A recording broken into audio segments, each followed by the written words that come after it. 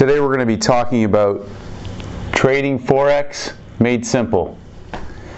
Stay tuned, traders. We'll be right back.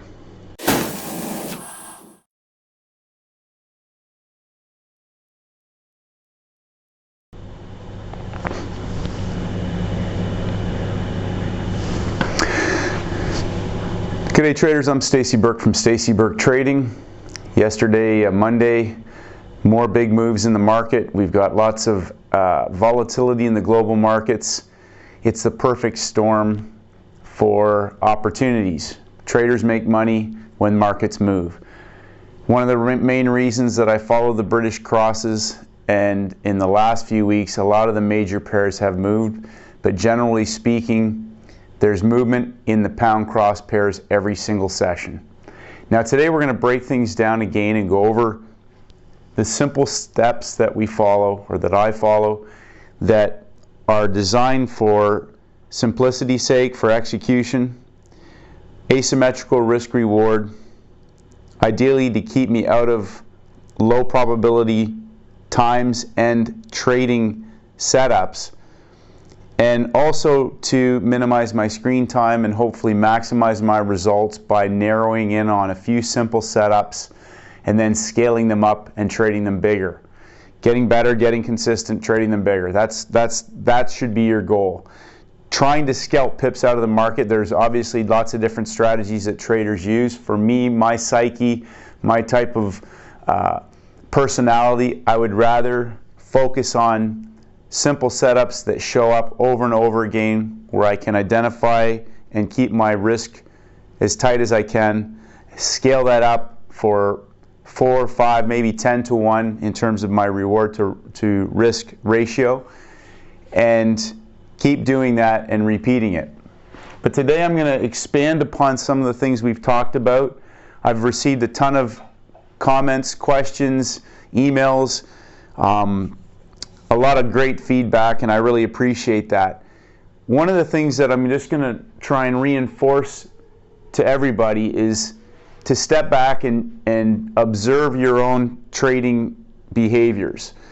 One of the things that you need to look at are where you're maybe recreating certain behaviors or habits that are actually interfering with you achieving the results that you want. So for me, one of those areas was to really minimize that window of time so that I wasn't jumping into trades earlier in the session in Asia, or perhaps prior to the New York Open, and then getting caught into low probability trade setups that were extracting my focus, weren't offering me the best risk reward opportunities, and just generally low performance type of trading behaviors. And these are the little things that when you really start to hone down on specifics, and you keep peeling back the onion, you realize there's a whole organized design to the entire day. Now, I've received questions about profit targets, spikes being too big to place stops, all these little things, and they're great points, and we're going to get into that. But it's important to understand the simple steps first, because if you start to step back and look at the big picture and see how the smart money is actually trading in the markets, how a lot of that movement that they create in Asia with 50 pip movements and everything else is designed to trigger technicals and trap traders, or make them fearful of getting into the real trades, going in the opposite direction, or in continuing in a move. So again, we talk about the high and the low of the day. Yesterday's high and low, the high and the low of the week, and the high and low of Asia, or the high and low of the current day that we're trading in.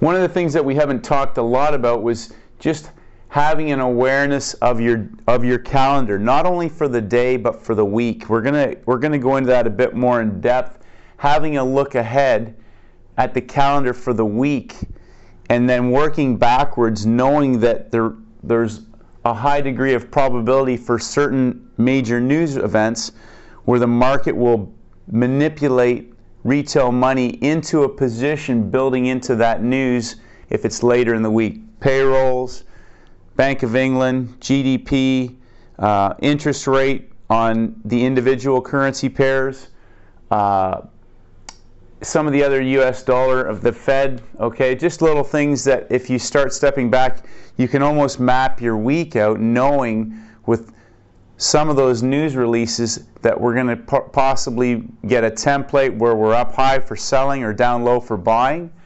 And again, we don't just prejudge that. It's like with the next part of that, the opens. We don't just blindly get in at numbers. We have a specific type of pattern that we're going to look for that tells us that they're either going to continue a move or they've shifted it and they've trapped money, and how to start looking at the ranges to see if there's lots of long positions trapped up high or if there are lots of short positions trapped down low. But again, big thing, high and low of the day, the equity opens, the hour before and the hour after, 2 a.m. to 5 a.m. New York, 8 a.m. to 11 a.m. New York.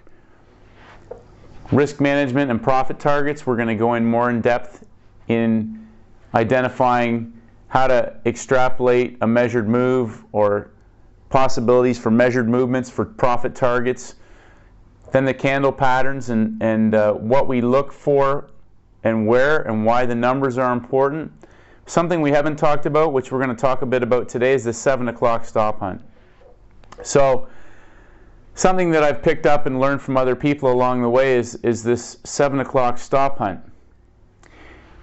Typically between 7 and 9 o'clock New York Eastern Standard Time, AM, the market, if it's had an extended move in London, will either contract back, depending on the pair, 25 to 50 pips or 50 to 75 pips in the pound Aussie, pound New Zealand, in the more volatile pairs. Now, there's two possibilities with this. They will stop hunt back into the range that they've just traded through, or they will extend it out after a 25 pip pullback. They'll extend it out heading into the US session. And that's a trade setup that we'll talk about later. But the 7 o'clock stop hunt, almost day in and day out, we'll go through some examples of that today on the charts, shows up, and that's designed for, ideally, traders who may be in profit. It will force them to second if they haven't taken money off the table, which again we're going to be talking about learning to take profits. It will create fear for them to cut a trade short or to get out, or even stop them out. If they've moved their stop, if they've had a trailing stop, a lot of that is designed to hit trailing stops.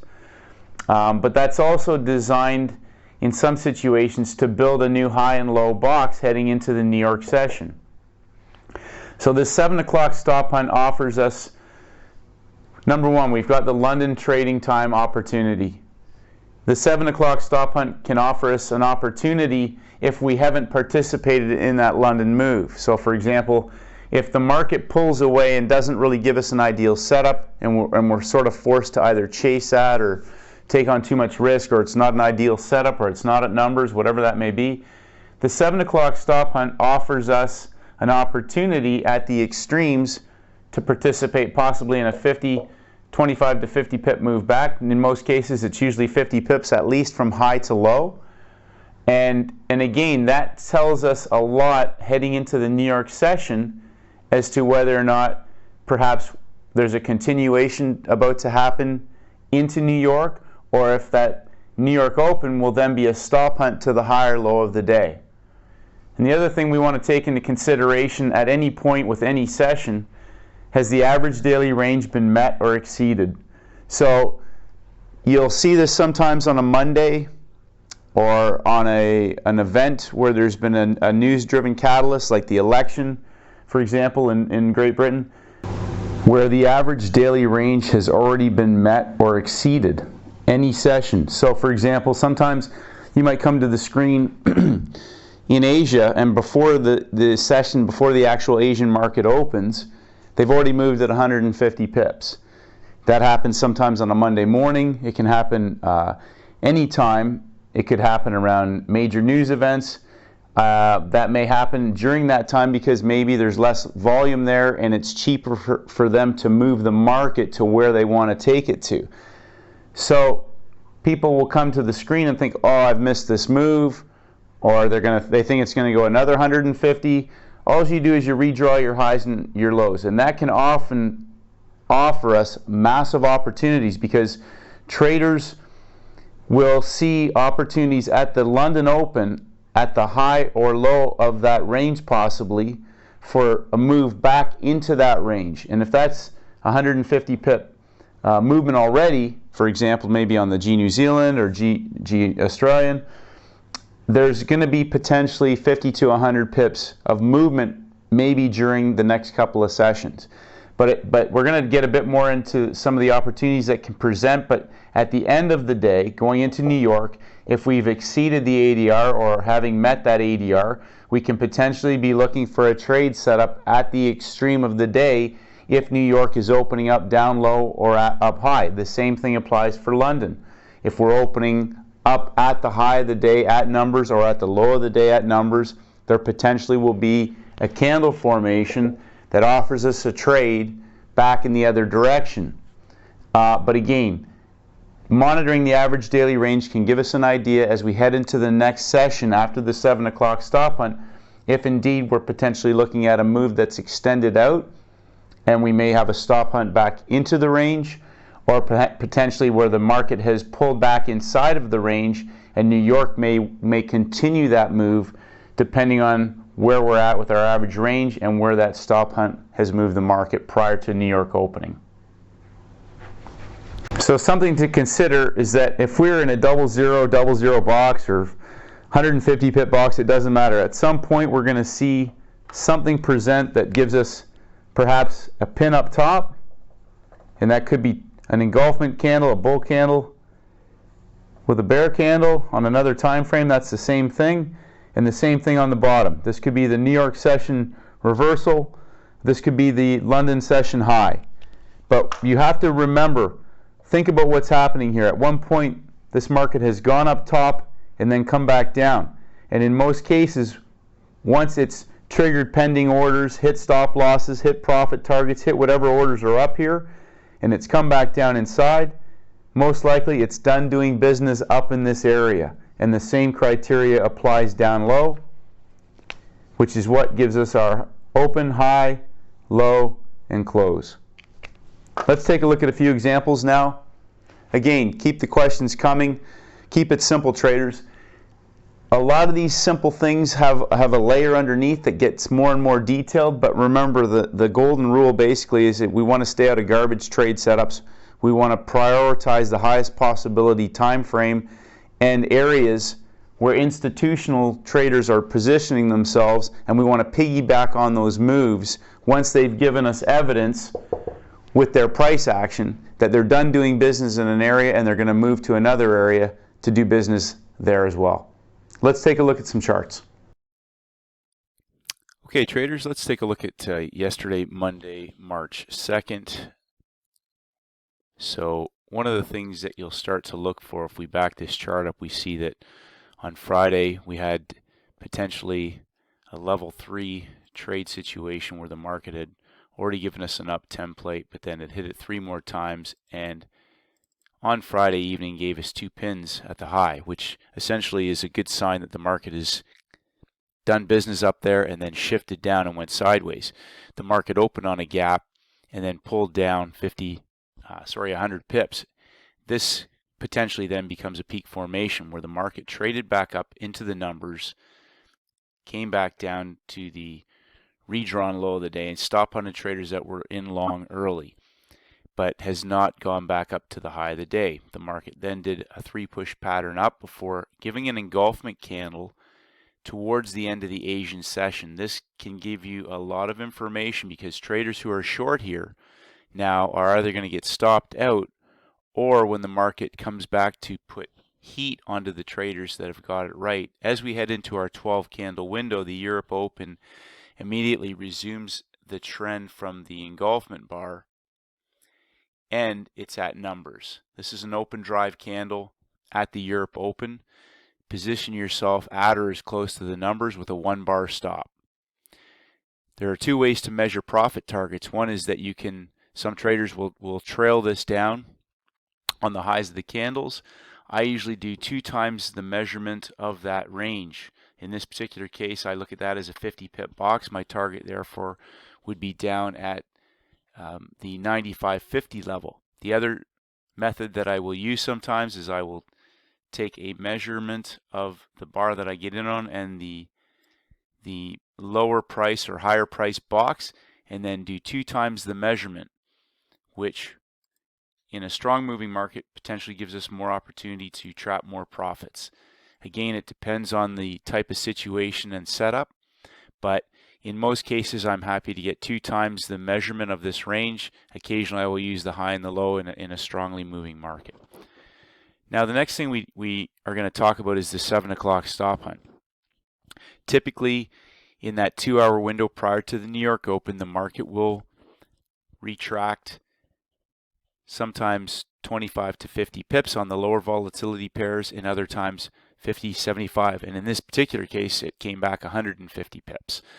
But prior to that New York Open, the market did give us a 50 pip stop hunt before it consolidated into the range. Now in this particular instance, New York has opened up inside of the high and the low.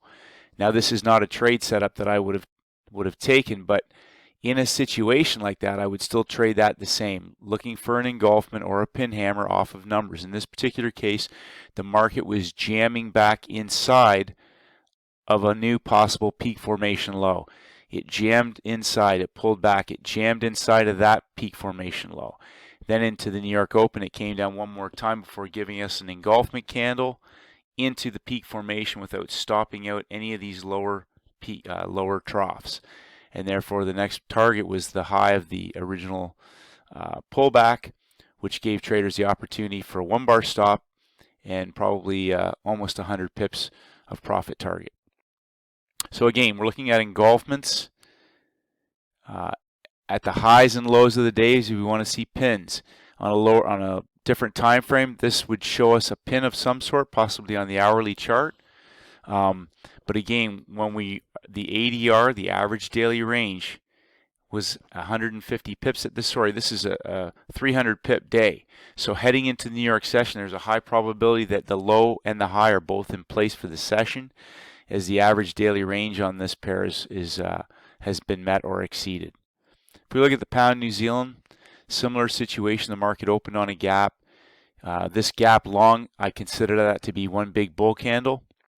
The market pulled back, hit it again, dropped lower, came up and hit it again and gave us an engulfment candle towards the end of Asia, dropped down and trapped traders taking that long, thinking that that was going to be a continuation of that move. And this is a game where technicals can take traders up into trap them higher up in the range. That market was at double zeros. It gave us a perfect entry either to short the doji at the open or take the open drive candle with a 1-bar stop again. And again, our profit target could either be 2 times that range, which gave us an opportunity for 100 pips, 75 to 100 pips, or we can take our measuring tool, measure off the opens and closes for 2 times that distance down. And again, other traders may choose to just trail the highs all the way down, or even go to the blue tracer, which is the previous day's low. There's different ways that you can trade at traders. Sometimes you're gonna get the most out of a trade. Other times you're gonna try and trade that lower, and the market's gonna come back against you aggressively, and you may end up with half of what you got. It's a fine-tuning skill. Nothing's guaranteed. Sometimes, which is why I like to put a fixed profit target in. There are situations with a certain amount of time. If a certain amount of time is evolved and the market's moved a certain distance, I may just close the trade if it hasn't hit my profit target. But again, if you look at this 3-bar combination, that is an engulfment. It's an engulfment, but also we had our earlier engulfment, and this was the stop hunt on the trader who got it right, and then the continuation of that move down. We headed into the few hours prior to New York. The market did a 50 pip pullback before consolidating and then moving up into the New York Open, and gave us a couple of pin hammers at the previous day's low, which again, we can potentially assume at that point or hypothesize that the low of the day is in place. The market worked its way down, then it worked its way back down again into the peak formation low without taking it out, moved up, went sideways, and gave us pins on the bottom. Pins on the top, pins on the bottom for almost 100 pips back up in the opposite direction. Another example, strongly moving downward market, the pound yen. It's been moving a huge amount of movement. I think we still have a lot more downside to this market, but we'll watch how it trades out and look to be selling high. And if that's the case, that market moved up 1, 2, 3 levels of rise, 50, 50, 150 pips. Whenever a market moves 3 levels, whether it's 25 pip increments, 50 pip increments, or 100 pip increments, start looking for a high or a low to possibly be in place. This market pulled back 50 pips and then came back and hit the high again, went sideways into the open, and the last candle of the Europe hour gave us our hammer and pin prior to the London equities open. That's an entry, and again, traders can measure that in multiple ways. We can take 2 times that box, which brought us down low. They can trail the highs all the way down. They can take a measured move of opens and closes. I like to do a measured move of the number boxes. It's always 2 times for me. That's a possible 100 pip trade down below the low that was put in place towards the end of Asia. The market came down to the previous day's low, 1, 2, 3 down, came back, worked the low in the 7 o'clock stop hunt, went sideways and came down again and gave us our 3 pins on the bottom. Pins on top, pins on the bottom, New York session. They stop hunt back into the range of the traders who were short midway, and that was a 50 pip plus move back inside of the range before it consolidated into the close. So hopefully you're getting the idea. We want to look for pins at the highs of the day, at the equities opens, at numbers. We want to look for pins at the low of the day, at equity opens, or near the high and the low, looking for peak formations potentially to be in place for the high or low of the session, and then doing a measured move for our profit targets and having a 1-bar stop so that we can minimize our downside if we're wrong. Hopefully you got some value out of today's video, traders. Study these charts, go back, go through your charts, use that 12 candle window, have a look at the 7 o'clock to 9 o'clock hour to see if you see the stop hunt in place. Look for pins to be on the top and the bottom by the time the session ends. Keep it simple, traders, and may the markets go with you. Hi traders, it's Stacey Burke from Stacey Burke Trading. If you haven't done so, please head over to my website at staceyburketrading.com. I create updates on almost a daily basis, and I would love for you to receive them. Just click on the blog. If you want to enter your name and your email address, I'll send you my free audio program, the 7-Step Daily Routine for High Performance Traders. This is essential knowledge for all traders in all markets, and this is for helping traders to master the market with discipline, confidence, and a winning mindset. I appreciate all your feedback and comments. As always, traders, stay disciplined, and may the markets go with you.